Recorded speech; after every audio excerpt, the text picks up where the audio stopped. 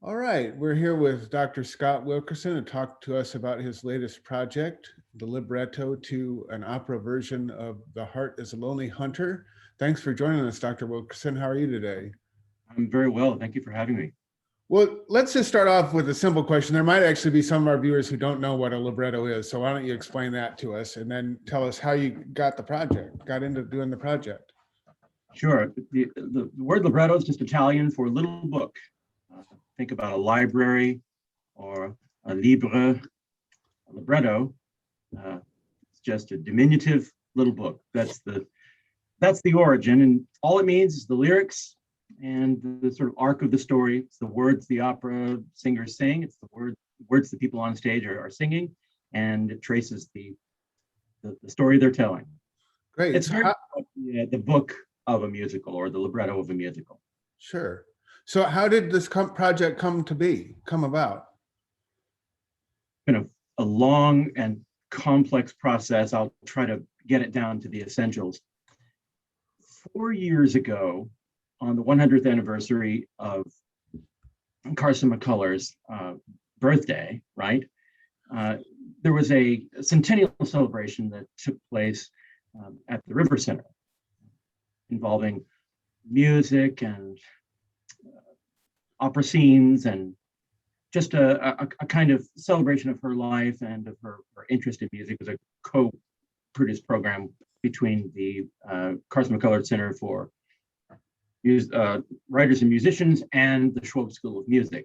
For that evening, I wrote a series of what I called the Carson monologues, performed by an actress in which she narrates her life, and that narration was sort of punctuated by performances of the music that was important to Carson, and also by scenes from her play, The Wedding, performed by members of the theater department. Well, from that, I got, of course, enormously excited about the idea of working in Carson McCullers' world. At the same time, I was also working on the libretto for the opera for Eddie's Stone Song, The Odyssey of the First Passaquoyan, which is the story of Eddie Martin, Saint Om, who lived out in Buena Vista and was a kind of, beyond description, a sort of postmodern, Southern, metaphysical, beautiful wild man. And that show was very successful. And at the time, I was looking around for another project, and I remember walking over to our colleague, Dr. Nick Norwood's office, and just asking a question. What do you think about maybe a biographical operetta, a small opera, about one act, maybe the length of the Eddie Stone Song, about an hour, based on Carson McCullers? We'll just adapt the Carson monologues and rethink the libretto, and it'll be a one-woman operetta, as by the way, Eddie Stone Song was, and she'll sing her life, and it could be fun. Coincidentally, he had received, only just a day before, an email from a composer, Robert Chumbley, who was a great fan of Carson McCullers' work and who was at that moment looking for a librettist for an opera based on The Heart is a Lonely Hunter. We got together, we talked a bit, this was, by the way, pre-Zoom. The Zoom existed, but it was before anyone, it would occur to anyone to just Zoom up and have a conversation. So there were email conversations, telephone conversations. Would that it had occurred to us at that time to Zoom, we could have launched even more quickly. As it happens, we got together. We began reading the novel at the same time, rereading the novel at the same time, thinking about shaping the story. I began work on the libretto in 2019, and here we are. So how do you do it? How does it actually work? Because he's making the music and you're doing the words. How do you know what melodies he's working with, and how does he know what words you're working with? It's a very good question. And as it happens, I know enough music.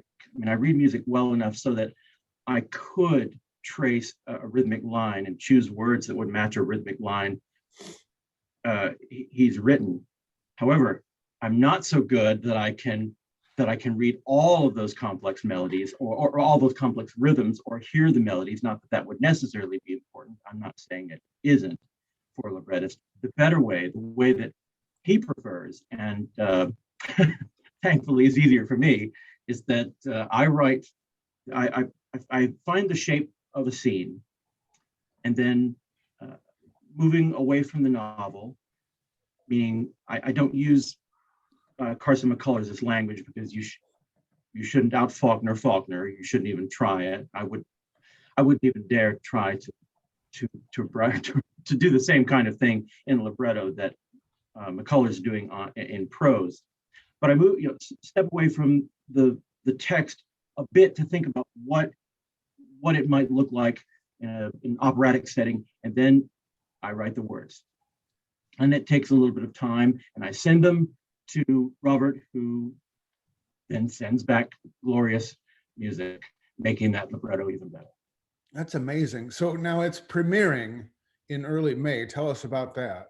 Yes, the premiere is a workshop premiere, a staged or semi-staged workshop premiere, meaning that we're getting the show up on its feet. It's about an hour, a little more than an hour's worth of music and singing. A workshop premiere means that it's not the full opera. However, the scenes we've chosen to present represent the complete arc of the story. So we do have the opening scenes, and we do develop the characters, and we do present the final scene, which is complex and tragic and very, very operatic in all of the right ways. But it will be semi-staged, meaning that it won't be a full set. There are some ways in which I like the minimalistic style, because one can really focus on the music and the characterizations and the words. Well, can our readers watch it online? Yes, the premiere, this workshop premiere will we're going to do it at Millikan University Opera Theater in Decatur, Illinois, on May 8th, 7:30 Central Time. That's 8:30 our time. But I will make available to you, I suppose, or to whatever resources are necessary here. I'll make available the link that will send everyone to the show. It's a YouTube link.